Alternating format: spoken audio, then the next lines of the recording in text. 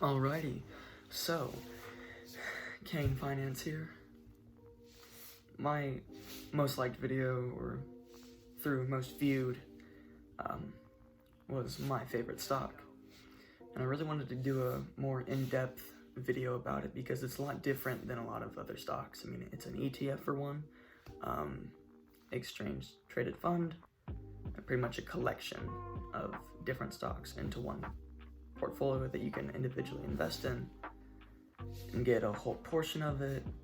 It just makes it stronger, more reliable and things like that. But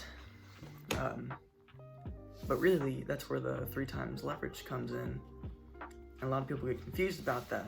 And so this is a bit of a breakdown of just DFEN in general and why I like it, and pretty much how the pros and cons of it.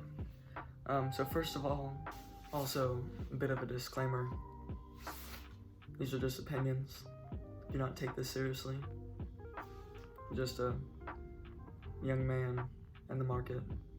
So if you take my opinions and you use them and they fail, they're just my opinions. They're not straight fact. There's going to be a decay rate. So since it's 3 times leveraged, if it goes up 1 point, it goes up 3 points. But if it goes down 1 point, it'll go down 3 points.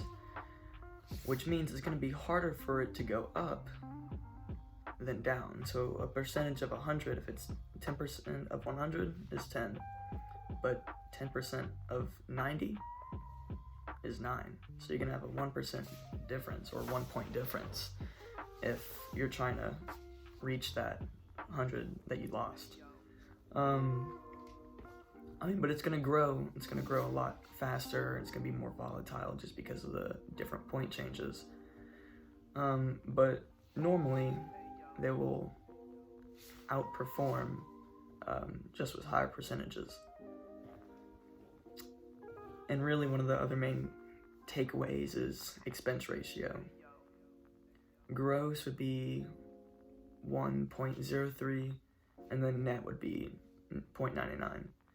And now compared to a lot of other ones like VOO and SPHD or SPY, they're very low, like 0.07%, 0.13, 17, extremely low.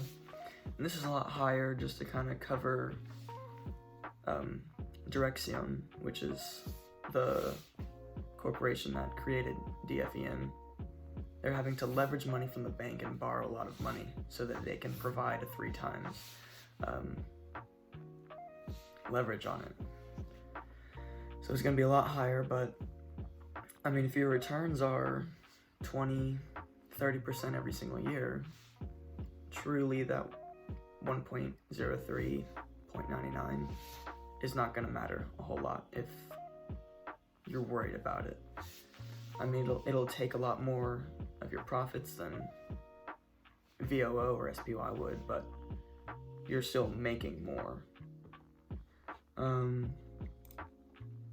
Scroll down to holdings.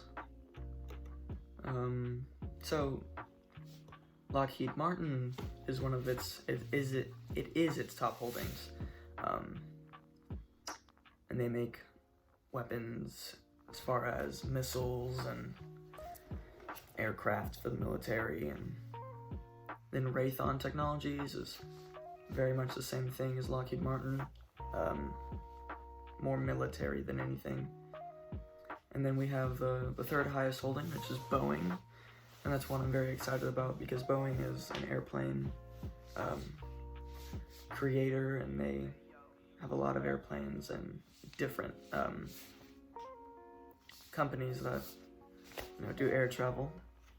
And a lot of people think that the air industry is shrinking just because there's no new updates, but I mean, air travel is getting widely bigger every single year. Millions of people are using air travel every single year than they were the year before.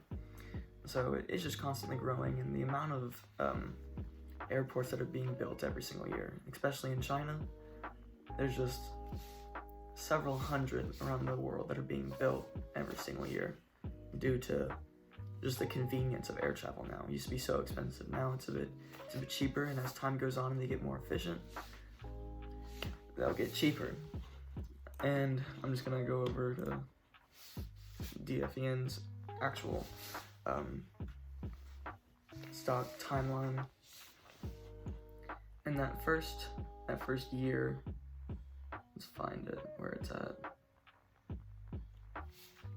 It went up 80% in that time frame. In that first year is 80%. And it kept tracking. It was very flat the middle of 2018 for a while. And then it did have that drop off. We did have problems in 2018, but then it was very strong again through 2019 and into 2020. I mean, it's all around great stock. I mean, you're gonna have the decay feature where it's gonna take more to go up than it does to go down. But I mean, that's for every stock, but it's just multiplied by 3. I mean, really, other than that, it doesn't have any dividends. Average volume is 3 million a day. Actually does have dividends, but it's so small that it really doesn't matter. It's 0.58, if that interests you at all.